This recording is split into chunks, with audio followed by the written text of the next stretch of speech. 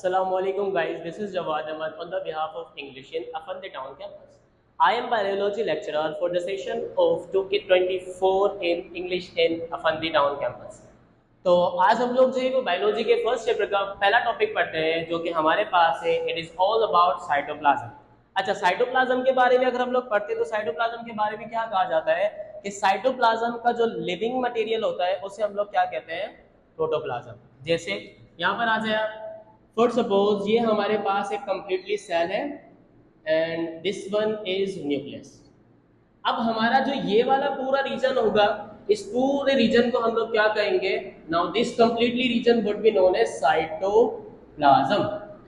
ठीक है, अब इस साइटोप्लाज्म के अंदर हमारे पास दो रीजन आते हैं किस किस के दरमियान में, न्यूक्लियर मेम्ब्रेन के दरमियान में एंड प्लाज्मा मेम्ब्रेन के दरमियान में। इसका मतलब ये हुआ कि साइटोप्लाज्म हमारे पास एक ऐसा रीजन है जो कि सेल मेम्ब्रेन के दरमियान और न्यूक्लियर मेम्ब्रेन के दरमियान वाला जो पार्ट होता है उसे हम लोग क्या कहते हैं, साइटोप्लाज्म। मैं दोबारा रिपीट कर देता हूं कि जो न्यूक्लियर मेम्ब्रेन और सेल मेम्ब्रेन की दरमियान वाला हिस्सा है इसे क्या कहेंगे, एक्सीलेंट साइटोप्लाज्म। अब साइटोप्लाज्म की केमिकल कंपोजिशन की बात करते हैं। फॉर सपोज केमिकल कंपोजिशन के अंदर हम लोग कहते हैं कि साइटोप्लाज्म हमारा, ये जो साइटोप्लाज्म है ये 90% वाटर का बना हुआ है। कितने परसेंट वाटर? 90%। जिसके अंदर बाकी हमारे पास जितने भी मटेरियल्स है वो कौन कौन से, सॉल्ट है, शुगर है, अमाइनो एसिड है, फैटी एसिड्स है, न्यूक्लियोटाइड्स है, विटामिन है और डिसॉल्व्ड गैसेस है। और लार्ज मॉलिक्यूल्स में क्या क्या आ जाते हैं, लार्ज मॉलिक्यूल्स में प्रोटीन्स, और जो कि क्या बनाएगी, फॉर्म्ड कोलाइडल सॉल्यूशंस। ठीक है। अच्छा, यहां पर मैं आपको एक बात बता देता हूं, दोबारा आपको ऊपर लेकर चलता हूं, प्रोटोप्लाज्म। अब प्रोटोप्लाज्म अक्सर बेशतर हम लोग जो थोड़े कंफ्यूज हो जाते हैं कि भाई प्रोटोप्लाज्म है क्या, लिविंग मटेरियल प्रोटोप्लाज्म कहलाता है। लेकिन प्रोटोप्लाज्म क्या, आप एक और डेफिनेशन भी याद रख सकते हैं कि सिंपली प्रोटोप्लाज्म को हम लोग ऐसे भी कहते हैं कि जब कभी भी आप न्यूक्लियोप्लाज्म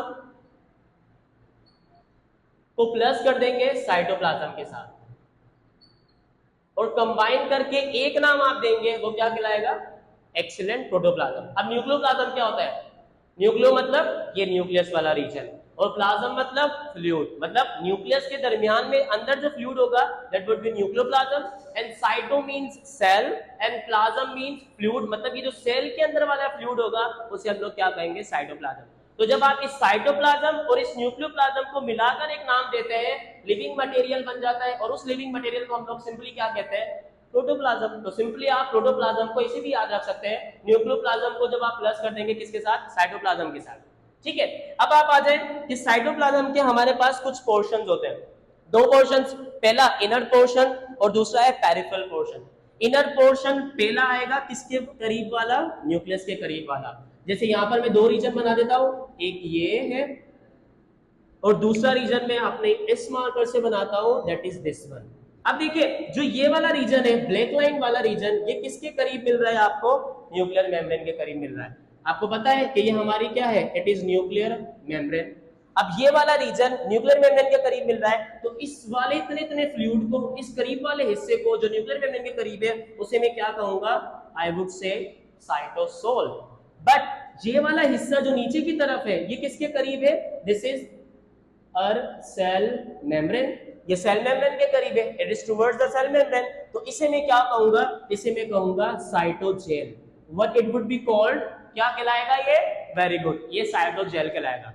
इसी तरह की एजुकेशन और इसी तरह के कोचिंग क्लासेस को हासिल करने के लिए आप इंग्लिश इन ज्वाइन करें, बिकॉज हमारे यहाँ पर इंग्लिश इनके पास 15 जुलाई से कोचिंग सेशन का स्टार्ट हो चुका है। सो कम फर्स्ट, अपने आप को एनरोल करवाएं and be the part of the best. Thank you so much.